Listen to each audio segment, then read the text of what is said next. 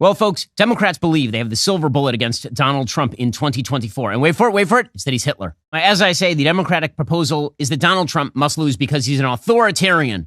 And we don't like authoritarians, except for when Joe Biden is using his pen and his phone to try to mandate that 80 million people take a vaccination or lose their jobs. And then they like authoritarians. Or like when they try to just by dint of executive order get rid of hundreds of billions of dollars in student loan debt, and then the Supreme Court says no.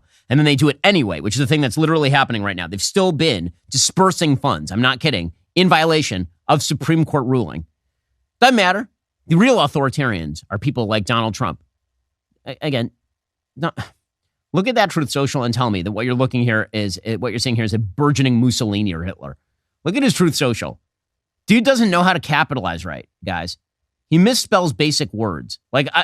When he was president of the United States, his authoritarianism amounted to him saying things on Twitter that he then didn't do. But this is going to be their entire, no one thinks Donald Trump is this scary. Seriously. I'm sorry, even people who are suggesting that January 6th was a massive crisis level event for the problem, not just an ugly, horrible thing that happened, which I agree, ugly, horrible, bad images of people storming the Capitol building, hurting police officers and all the rest. That was not an existential crisis for the United States, not remotely. It was a bunch of dolts and some people who are in good faith there and wandering the halls who held up the procedure for 2 hours. And then that was it. But they're still going with the Trump Hitler thing here. Poison, which has invaded the national body, especially the strong influx of foreign blood. That is from Mein Kampf. As a historian, Doug, what did you hear in the former president's remarks?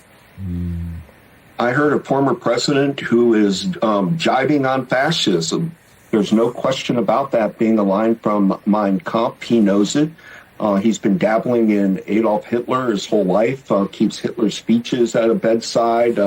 Mein Kampf seems to be the book that's inspired Trump the most. So it's heinous because it's the kind of language meant to belittle people, dehumanize them.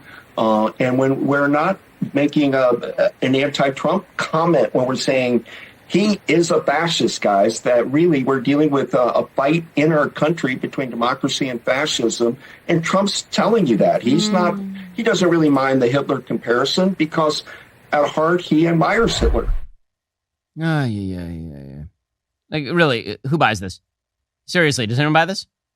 Meanwhile, Eddie Glaude doing the same routine on MSNBC. MSNBC, the Trump is Hitler channel, is they say that Trump is tapping into long-standing illiberal tradition. Again, hearing people on the left talk about illiberal traditions as they simultaneously shut down free speech on campuses, tell people that they are not allowed to use biological pronouns, use the power of the pen and the phone to do whatever they damn well please. I'm having some trouble squaring the circle here.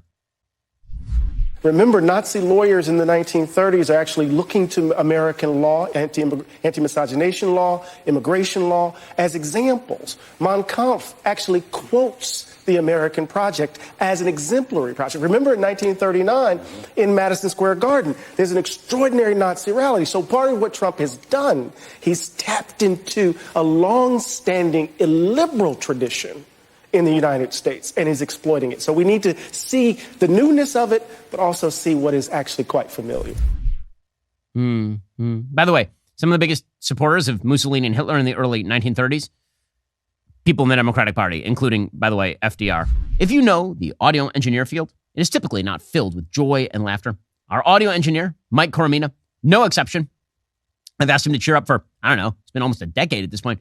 He's not going to listen. He's just going to remain as dour as ever. But we love Mike for all of that because he's an excellent audio engineer, despite the fact that he is not exactly going to pep in your step with his personality.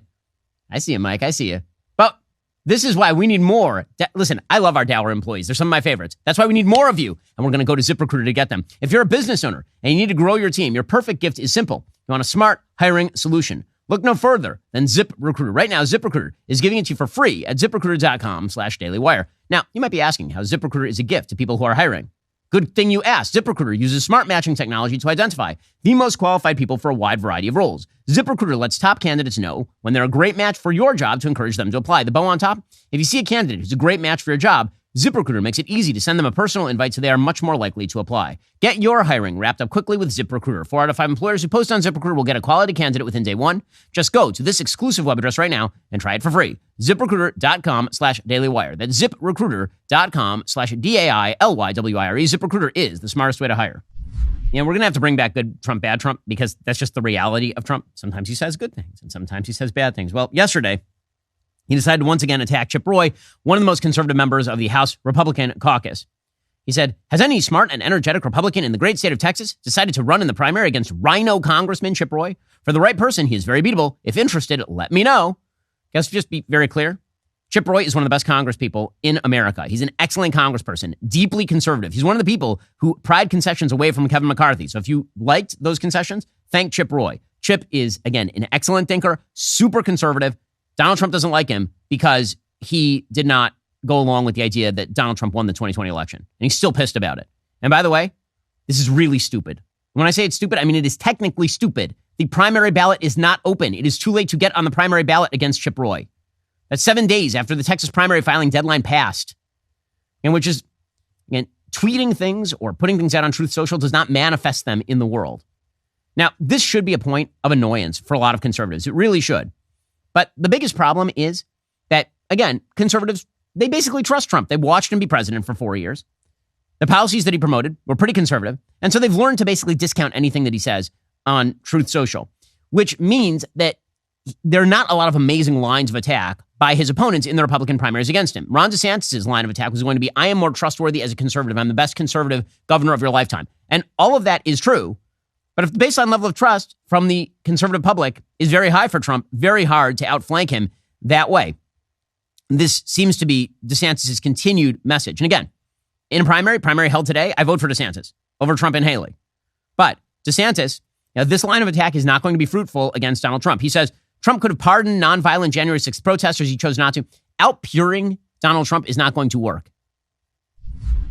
Well, it's interesting on the January 6th protests. I mean, he called that rally knowing that was going to be in D.C. where things could get potentially out of hand. And he's now saying he would do clemency for the nonviolent. But he could have done that when he was president. He could have said, look, he could have taken responsibility. He could have said that the people that went, not the violent people, obviously that's a different, it's a bird of a different feather. But on the people that were there just as protesters and kind of got caught up in it, he could have granted clemency to them, and he chose not to because I think he was told that if he did that, he could potentially risk being convicted at his Senate impeachment trial. So the idea that now he's going to help people that were railroaded, he could have done that before he left office. Okay, so DeSantis is totally correct about all of this, of course. But that's assuming that the conservative public is deeply interested in Trump's policy positions, which they are not. Are you tired of the lies and the twists of the mainstream media talking points? Yeah, me too. Join me in my newest series, Fact, where I dismantle and bring truth to this tiring mainstream agenda.